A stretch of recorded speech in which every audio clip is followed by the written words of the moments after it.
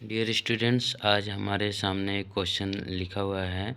सिद्ध कीजिए कि √2, √3, √5,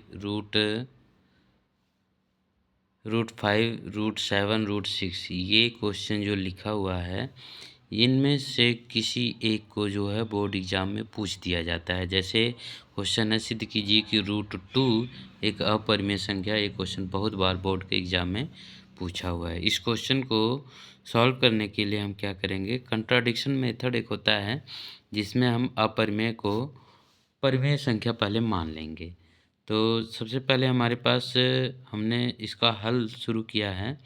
हल में देख रहे हैं कि हमने √2 को सबसे पहले एक परिमेय संख्या मान लिया। परिमेय संख्या को हम p/q के रूप में लिख सकते हैं, इसलिए हमने लिख दिया √2 को p/q। जहाँ p और q सहभाज्य संख्याएं हैं, सहभाज्य संख्याएं मतलब इनका HCF क्या होता है, 1 होता है। अब हम क्या कर रहे हैं कि ये जो दिया हुआ है √2 p/q, तो हमने क्या करना है, दोनों पक्षों का वर्ग कर दिया। दोनों पक्षों का वर्ग किया तो √2 का स्क्वायर हमने किया तो 2 आ गया। इसका वर्ग किया p²/q²। यहाँ पे हमने q² को लेफ्ट साइड में कर लिया, p²/2। अब क्या किया है हमने, हम देख रहे हैं कि p² को 2 से भाग देने पे q² मिल रहा है। तो इसका मतलब क्या है कि p² को 2 पूरा पूरा विभाजित करता है। यहाँ पे 2 जो है p² को विभाजित करता है। इसका मतलब 2 जो है p को भी विभाजित करेगा। यह एक प्रमेय है, यह एक प्रमेय है जिसको आपने पढ़ा होगा। फिर हम क्या करेंगे, p को 2k के बराबर मान लेंगे, जहाँ k कोई पूर्णांक है। p बराबर 2k समीकरण 1 में हम रख लेते हैं। जहाँ पे p है वहाँ पे हमने 2k रखा, तो 2k का स्क्वायर किया तो 4k²। 4k² यहाँ से 4 को कैंसिल करके हमारे पास बचा कितना है, 2k²।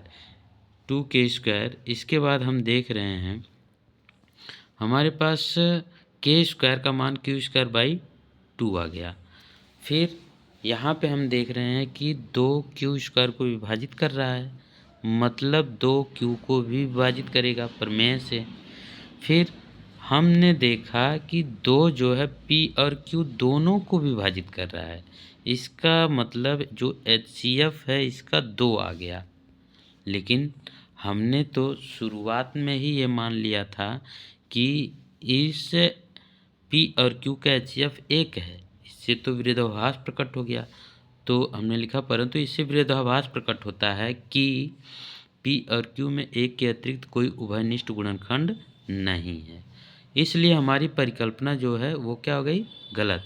हमने क्या माना था कि √2 एक परिमेय संख्या है, यह गलत हो गई। मतलब √2 परिमेय संख्या नहीं है, यह एक अपरिमेय संख्या। तो लास्ट में हमने लिख दिया, अतः √2 एक अपरिमेय संख्या है। इसके बाद जितने भी हमारे पास क्वेश्चन यहाँ पे दिए गए हैं, √2 को तो हमने कर लिया। अब √3, √5, √7, √11 जो दिया हुआ है, इनको हल करने के लिए सेम यही तरीका रहेगा। सिर्फ जहाँ जहाँ पे हमने √2 लिखा है, जो भी क्वेश्चन आएगा √3, √5, √7, √11, सिर्फ हम इसको रिप्लेस कर देंगे हल करके। बाकी लैंग्वेज हमें वही लिखनी है। ये क्वेश्चन बहुत ही इम्पोर्टेंट है। इस क्वेश्चन को आप बहुत अच्छे से तैयार कर लीजिएगा, बोर्ड एग्ज़ाम के लिए बहुत ही इम्पोर्टेंट क्वेश्चन है।